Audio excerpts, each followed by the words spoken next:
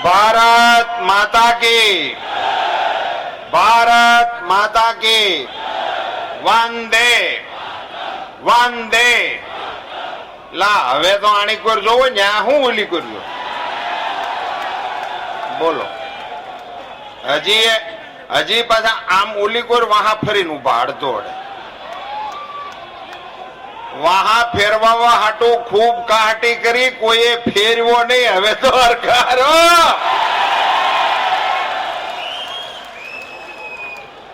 Bharatiya Janata party ना गुजरात में थयेला भव्य विजय ने वधाववा माटे भारतीय जनता पार्टी ना गुजरात प्रदेश कार्यालय खाते मळेली आ विजय सभा में उपस्थित पार्टी ना अपना राष्ट्रीय नेताओं सर्वश्री वी सतीश जी, माननीय ओम माथुर जी, पार्टी ना हमारा वरिष्ठ नेता आदरणीय सुरेंद्र काका, पार्टी ना आ वखतनी चूंटणी में पार्टी नी समग्र व्यवस्था नु संचालन करता हमारा सीनियर आगेवान भाई श्री कौशिक भाई, शहर भाजपना माननीय प्रमुख अने आ वखतनी चूंटणी में 70,000 मतेथी चूंटायेला भाई श्री राकेश भाई, भाई श्री अमित भाई, मुरब्बी श्री आई के जाडेजा साहेब, आ चूंटणी में दिशा बदलो अने दशा बदलो ई सूत्र ने सांभळीने दिशा बदलेला मुरब्बी श्री नरहरी भाई,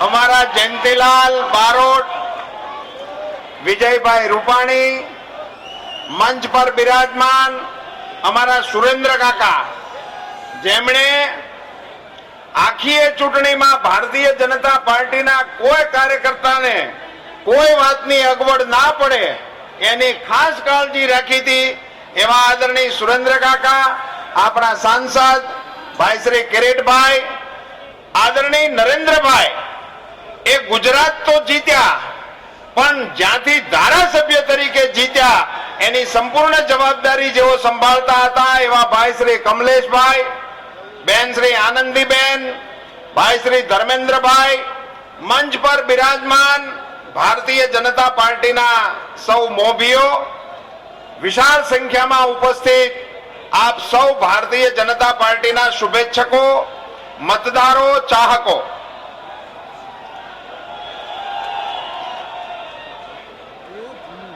मित्रों, गुजरात में भारतीय जनता पार्टी ने छाजे ए प्रकारनो विजय अपाववा बदल आप सौने भारतीय जनता पार्टी गुजरात प्रदेश अने Bharatiya Janata party all India वती हृदयपूर्वक अभिनंदन आपू छू, धन्यवाद पाठवू छू। मित्रों, आप सौ धन्यवाद ना अधिकारी एटला माटे छो के आ चूंटणी ए कोई सामान्य चूंटणी नहोती। आ चूंटणीनी अंदर गुजरातनी जनताने दिग्भ्रमित करवा माटे आखा हिंदुस्ताननी कांग्रेस ए गुजरातमां आवी हती। आ चूंटणी सभा नथी पण गुजरातने बदनाम करवामां कसर जेमणे छोड़ी नहोती एवा वावाजोडानी अंदर पण विवेक बुद्धिना आधार पर निरक्षीर तारवीने जेरीला प्रचारनी वच्चेथी भारतीय जनता पार्टी नो अमृत निचोवनार आप सौ अभिनंदनना अधिकारी छो। केवो झेरी प्रचार।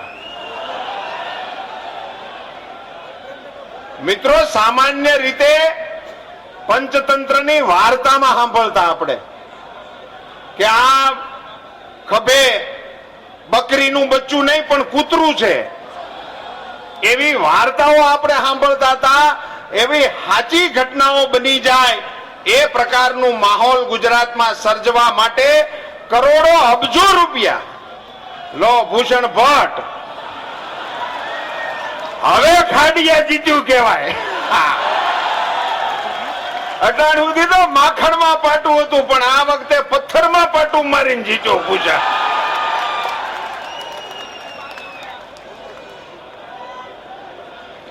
મિત્રો, હું વાત કરતો હતો જે પ્રકારે આ રાજ્યની અંદર એક ઉન્માદી માહોલ ફેલાવવામાં આવ્યો, જાણે કે જ્ઞાતિ જાતિ વચ્ચે હથિયારોથી લડવાનું હોય.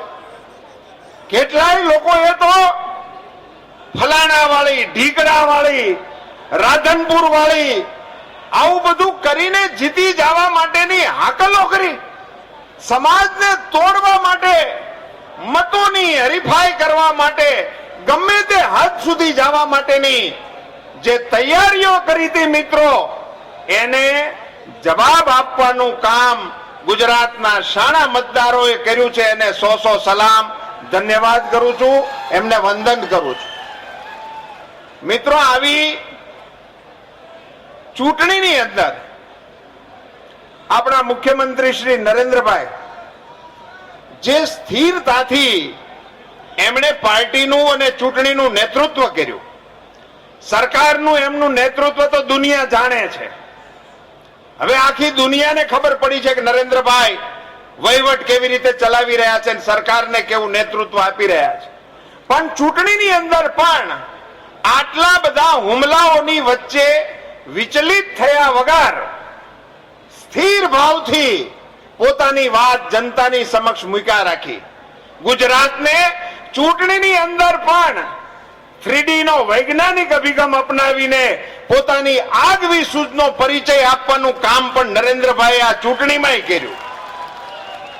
ચૂંટણીના તંત્રના વિકાસમાં પણ નરેન્દ્રભાઈ નંબર 1 રહ્યા અને ગુજરાતને નંબર 1 થવાનો યશ અપાયો.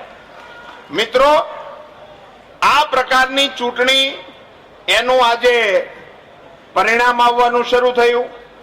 બપોર સુધીમાં ચિત્ર સ્પષ્ટ થઈ ગયું. નરેન્દ્રભાઈને અભિનંદનો મળવાના શરૂ થયા. પાર્ટીના કાર્યાલય ઉપર શુભેચ્છકોના ટોળાઓ વિજયના વધામણા કરવા માટે આવવા માંડ્યા. અને હજી તો ગુજરાતની જનતાને ગેરમાર્ગે દોરવા માટે જે વિશીલું આખું યુદ્ધ ચાલતું હતું એ પૂરું થઈ રહ્યું હતું, ત્યારે આપણા લાડીલા મુખ્યમંત્રી શ્રી નરેન્દ્રભાઈ મોદી એમના માતુશ્રીના આશીર્વાદ લેવા ગયા. માતુશ્રીને પગે લાગીને આશીર્વાદ મેળવ્યા બાદ નરેન્દ્રભાઈ મોદી મુરબ્બી શ્રી કેશુભાઈ પટેલને મળવા ગયા. મિત્રો, રાજનીતિમાં ચરિત્રની, રાજનીતિની જે ઊંચાઈ હોવી જોઈએ, મને એમ લાગે છે કે હિન્દુસ્તાનના ઇતિહાસની અંદર ઉદાહરણ પૂરું પાડી શકાય એ પ્રકારનું ઊંચું દ્રષ્ટાંત આજે નરેન્દ્રભાઈએ બહાર પાડ્યું છે.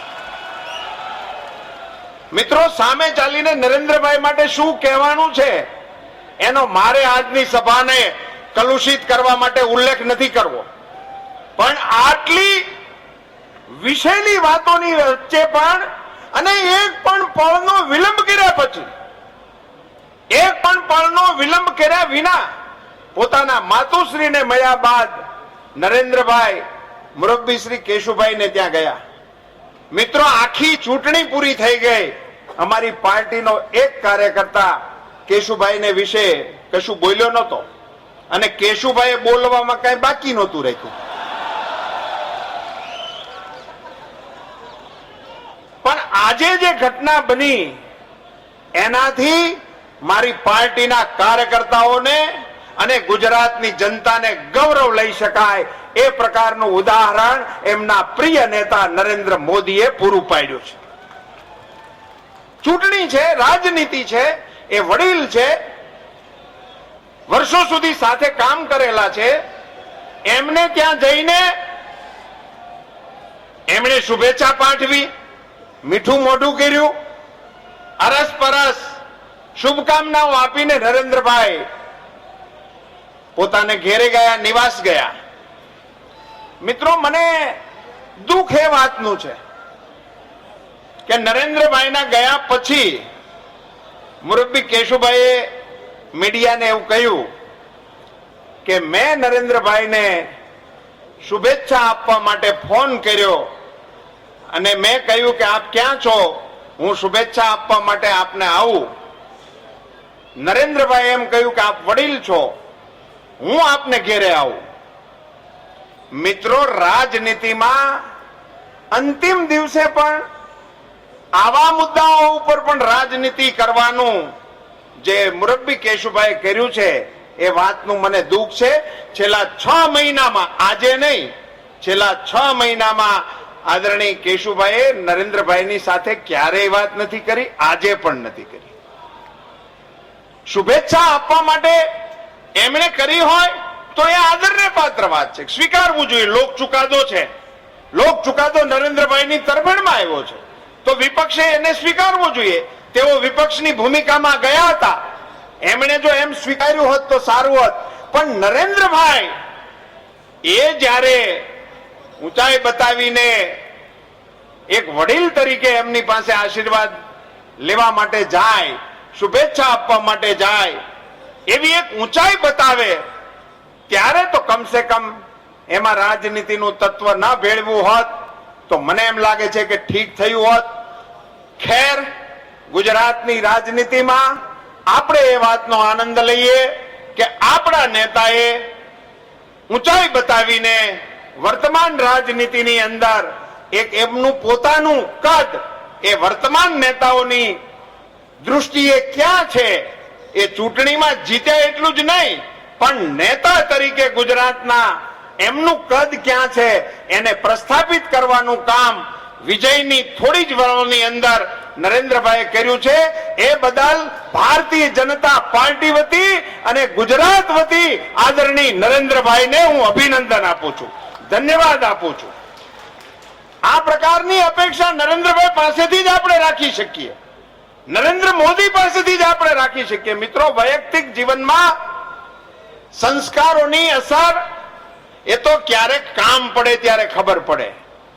એ વગર તો વાતો તો બધી કરવાની હોય જ, પણ એનો વ્યવહારમાં અમલ એ કરવાનું ટાણું આવે ત્યારે એમાં કેટલું પાણી હોય છે એની ખબર પડતી હોય છે. મિત્રો, ગુજરાતની અંદર જે પ્રકારે નરેન્દ્રભાઈને ઘેરવાનો પ્રયાસ થયો, જે પ્રકારે વાતો મુકાણી, જે પ્રકારના વિષયો મુકાણા, મિત્રો અમે તો જાહેર સભાઓમાં કઈ થાક્યા કે આ ગુજરાતમાં ચૂંટણીના મુદ્દાઓ કયા હોય. અમે તો ખાલી નરેન્દ્રભાઈને એમ કીધું હતું બેઠકની અંદર કે નરેન્દ્રભાઈ, તમે ગુજરાતમાં 10 વર્ષ શાંતિ રાખી છે, એ શાંતિ ચાલુ રાખવા માટે જ મત માંગો ને. આ કઈ નાનું કામ છે? આ અહીંયા ઓળી ગુજરાતમાં 10 વર્ષથી કર્ફ્યુ નથી. ગુજરાતની જનતાને 10 વર્ષથી કર્ફ્યુનો અનુભવ નથી થયો. એના આધાર ઉપર જ આપણે મત માંગો ને.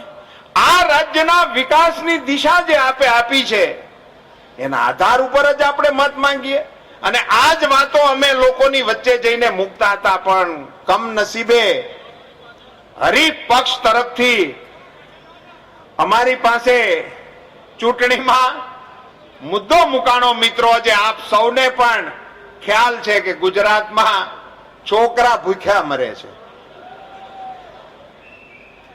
કુપોષણથી ગુજરાતમાં છોકરાઓ ભૂખ્યા મરે છે. સાંભળો સમાચાર. હું જે વિસ્તારમાં રહું છું ને એ વિસ્તારમાં કૂતરી વિયાય ને તો એને ગલુડિયાને શીરો ખવડાવવાનો રિવાજ છે.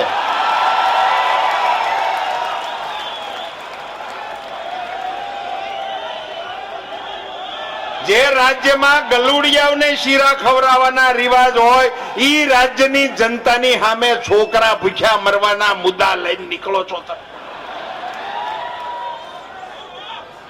અને મિત્રો, તમે મને એમ કહો કે આ વાત, આ ચૂંટણી છે, ઇલેક્ટ્રોનિક આટલું બધું મીડિયા એક્ટિવ છે, આ ગુજરાતની બહાર વાવડ ગયા હોય અને ન્યાય એમ કે કાંઈ છોકરા ભૂખ્યા મરે છે તો આપણા રાજ્યની આબરૂનું શું?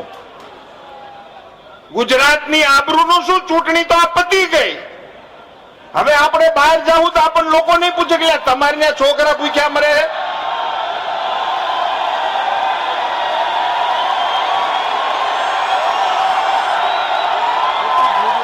કરંટ આવ્યો, કરંટ.